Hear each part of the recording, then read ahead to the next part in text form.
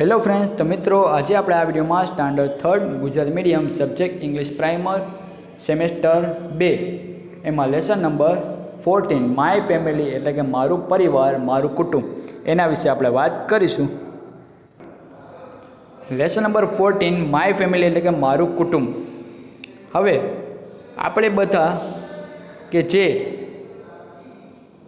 માતા પિતા, ભાઈ બહેન, કાકા કાકી, દાદા દાદી આ બધાની સાથે આપણે રહેતા હોઈએ છીએ, તો એનાથી શું બને છે? એક પરિવાર બને છે, કુટુંબ બને છે. બરાબર છે? તો આજે આપણે એ કુટુંબના જે સભ્યો હોય અને અંગ્રેજીમાં કયા શબ્દોથી આપણે ઓળખીએ એ સમજવાનું છે. બરાબર છે? તો ચાલો. ગ્રેન્ડફાધર, સૌથી પહેલાં GRANDFATHER, ગ્રેન્ડફાધર એટલે થાય દાદા. પપ્પાના પપ્પા એને આપણે શું કહીએ? દાદા. બરાબર છે?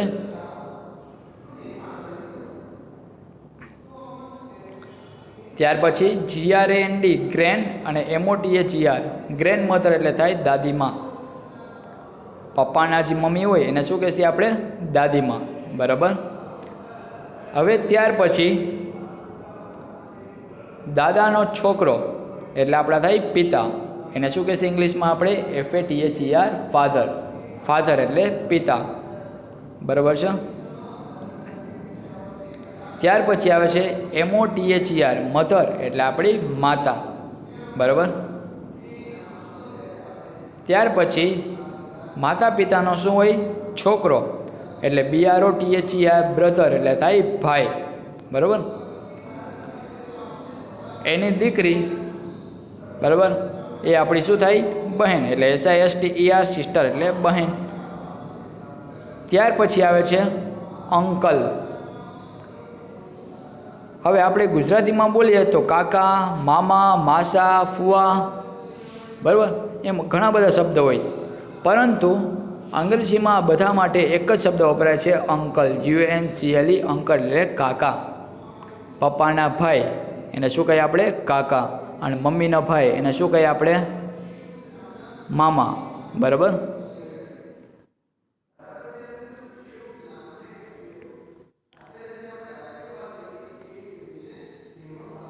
તો આ બધું શેમાં આવે? કાકા, મામા, માસા, ફુવા એ બધું અંકલમાં. ખ્યાલ આવે છે? ત્યાર પછી આગળ આપણે વાત કરી AUNTY આંટી એટલે થાય કાકી. બરાબર. કાકી, મામી, ફોઈ, માસી આ બધું કેમ આવી જાય? આંટીમાં. ત્યાર પછી કાકાનો છોકરો જે આપણો ભાઈ અથવા કાકાની છોકરી હોય તો આપણી બહેન, તો એને શું કહેશે આપણે ઇંગ્લિશમાં? કઝિન. પછી કાકાની છોકરી હોય, મામાની છોકરી હોય, માસીની છોકરી હોય, ફુવાની છોકરી હોય, બરાબર, તો એ બધું આપણે કેમાં આવે? કઝિનમાં જ આવે. ખ્યાલ આવે છે? COUSIN કઝિન એટલે પિતરાઈ ભાઈ અથવા બહેન. તો કઈ કઈ આવી વસ્તુ આમાં? એક તો ગ્રેન્ડફાધર, પછી grandmother, father, mother, brother, sister, uncle, aunty અને કઝિન. તો આનાથી શું બને છે? આપણું એક પરિવાર બને છે. બરાબર. કુટુંબ, જેને ઇંગ્લિશમાં કહેવાય છે ફેમિલી, FAMILY. હવે નીચેના વાક્યો છે એ આપણે ધ્યાનથી વાંચવાના. બરાબર.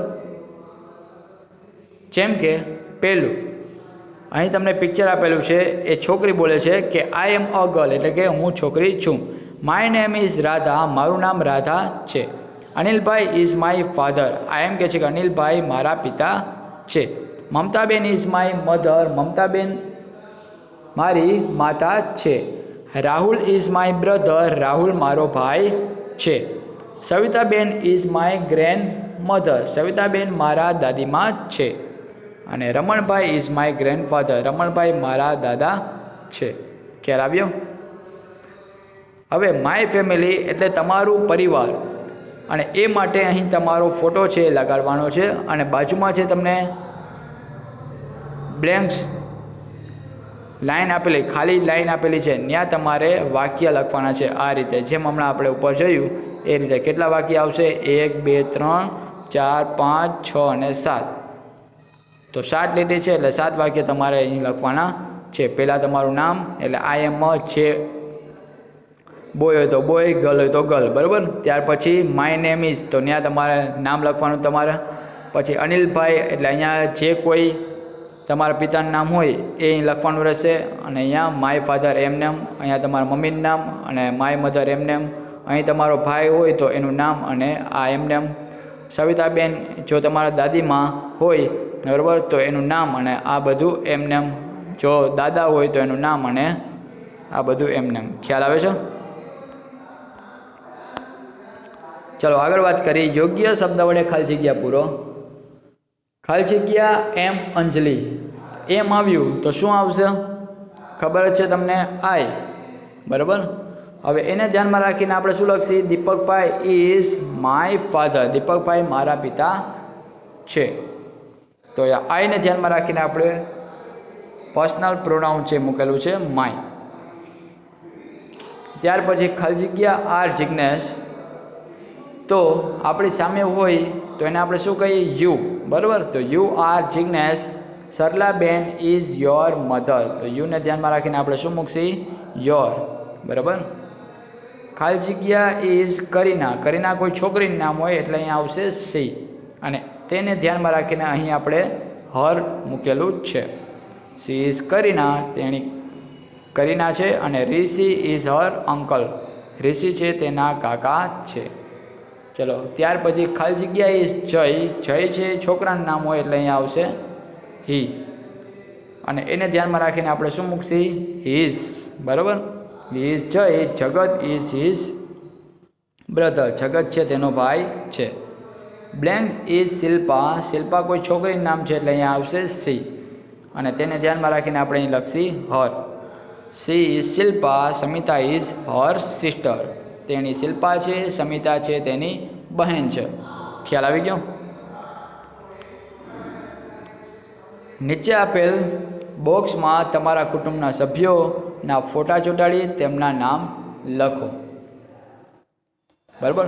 તો અહીં તમે ફેમિલી વૃક્ષ છે એ રીતે પણ તમે અહીં ફોટા છે લગાડી શકો, બરાબર. આ રીતે તમે ટ્રી ડ્રો કરો, પછી એમાં આમ ડાળખી હોય, બરાબર.